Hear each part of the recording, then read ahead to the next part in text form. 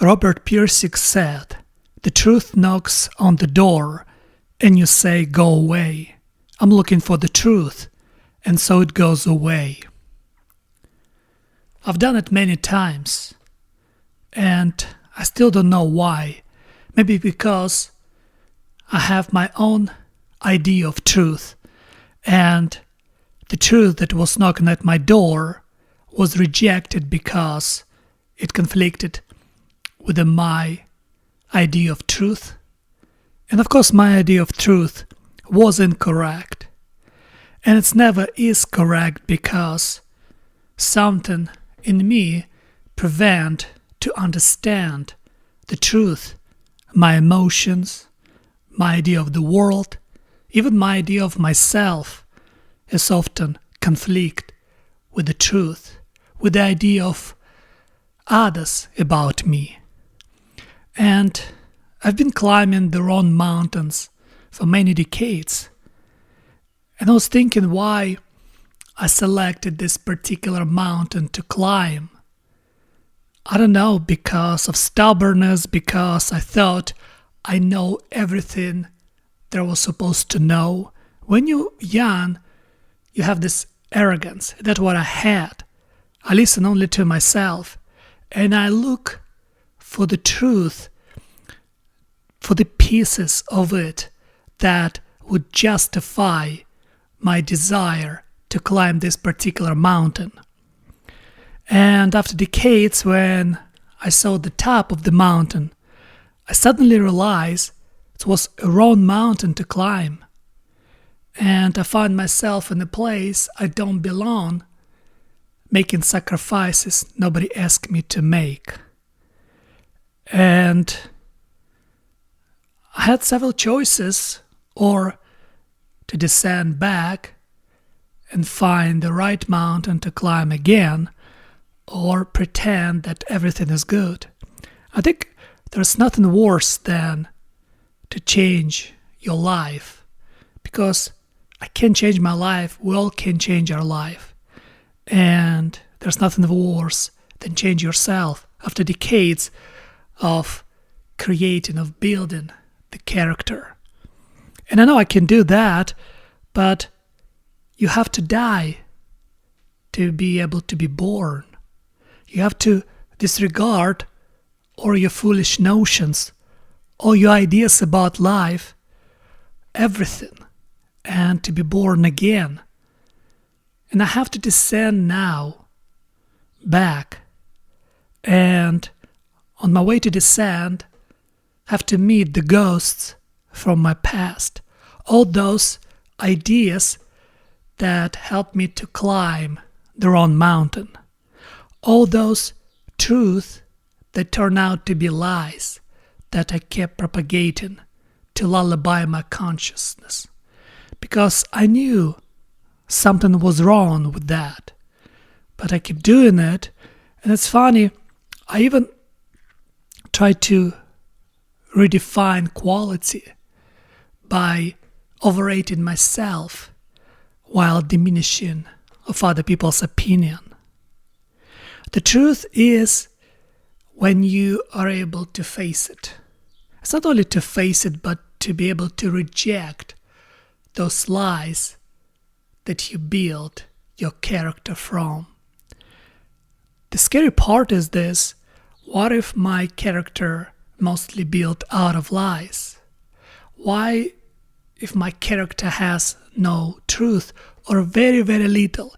And now by dismantling all those lies from my character, I'll have zero in the end. And you cannot live with a zero. Zero is nothing. Zero is not a number. It's something I even don't know what. And the scary part, when you feel this light, when you see the light, when you know that you have to change your life, but at the same time, people can live the way they do in lies. They can keep climbing their own mountain because illusions die hard. I built illusions for decades, and now I have to slowly kill one by one all of those illusions about myself. But good thing is when I look myself in the mirror, the reflection is not as attractive as it used to be. But maybe it's not attractive, but it's mine. It's really mine reflection. And now I understand it's better be nobody, but be honest in your nothingness than be delusional about your genius or about your talent or about your strength. Because when I understand myself, what I'm capable of, and maybe I'm not capable, maybe I don't have much capability, but whatever I have, I know I have it. And it's not imagination, it's not delusion, and it's not lie. And that's a good thing, and now I'm descending down, and I bear my delusions on the way, and I keep meeting the ghosts from my past and my dreams that show me something I refuse notice before. Shows me that I didn't understand quality, that I thought about the world this way, but the world turned out to be absolutely different. And now I have to rectify this difference and make a peace with my new vision of the world. And I still don't know if I can properly process this, and if I can completely restructure myself. I've been numbing myself for too long with their own kind of life, with their own kind of people around me. And in the end, I found myself completely alone, in solitude. And when you in solitude, you start hearing the voice. And this became so loud and so honest and so merciless. And the funny thing, I like to listen to this voice because it's the voice of truth.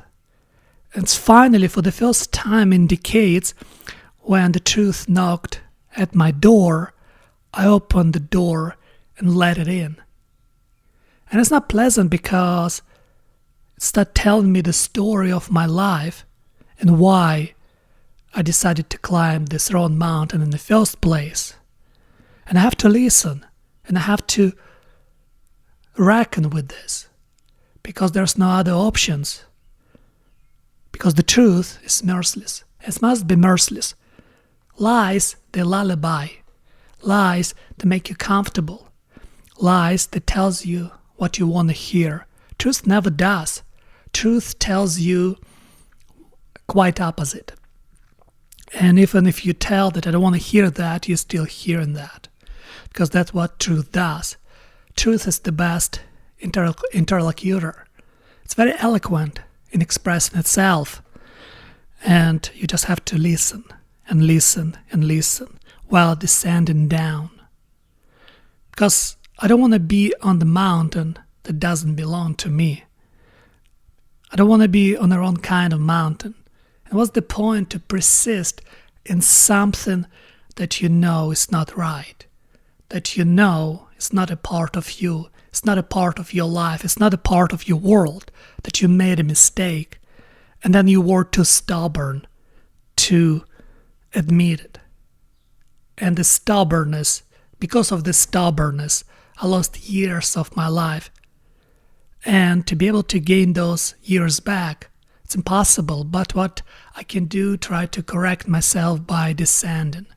And maybe I will try to climb the right mountain this time, and I'm not sure if I will reach the pinnacle of that new mountain, because we don't live long enough for that. And often our mistakes cost us dearly, because to climb a new mountain takes decades, takes strength, willpower, and some sort of illusions that helps you to soothe this merciful truth underneath them. I don't want to leave the way some people do when they refuse to become self-aware of themselves, when they refuse to acknowledge that the life they live for so long is wrong. Because I live only once, and I will die anyway. You know, in Russia there is a saying, you only die once. You cannot die twice, but once you will die anyway. And this constant fear within me that maybe I should do that or should do this. The point is to learn to direct myself toward the truth, to understand the truth, because there's nothing else but truth. And I still try to struggle, try to understand why I selected the wrong mountain to climb, why nobody stopped me, why nobody told me the truth. Because people are supposed to correct each other, and we're supposed to correct young minds from making wrong mistakes. When I was young, it was hard for people to reach me. It was hard for people to tell me what was right and what was wrong, because I had my own opinion on every single thing. And if I even didn't understand such things, I already had opinion. I think Dostoevsky wrote in one of his books, if you give a Russian schoolboy a constellation map that he had never seen before, he would change everything and give it back to you by completely changed. And that's the problem, because so many of us try to change things we don't understand nothing about. And that's what was with me, because I thought life is much more simple. You follow your heart, you follow your dream. But the problem is, I never look inside of myself to understand what kind of heart I have. I never analyze my dreams and why I had those dreams in the first place and why I want to pursue them. What exactly was my goal in pursuing my dreams? Because there's dreams and there's dreams. There is a pursuit and there is a pursuit. One based on truth, that it's hard work, that you can sacrifice everything and make a proper sacrifice. While the other one is some sort of hedonistic desire masquerade as a dream with a wrong kind of pursuit, because it's based on lies with a bunch of improper sacrifices. When you have a goal, when you have a dream, you have to ask yourself, how much truth underneath that goal? How much light inside of that dream? Because we in some sense live in darkness, and our dream's supposed to be a light that helps us to find the way, to direct us towards something meaningful. But if your dream is an illusion, then you don't have a light, and you don't see a light. You're just in the darkness, walking after your own desires, after your own impulses, after your own urges. And you try to convince yourself that is real dream, but it's not, because it doesn't have truth underneath.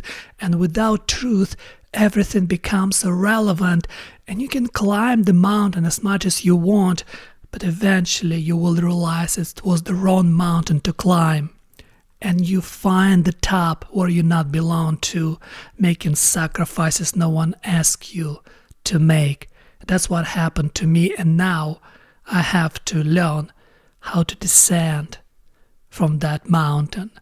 And then, if I have enough strength, start climbing the right mountains, hoping that my next mountain will be the right one to climb.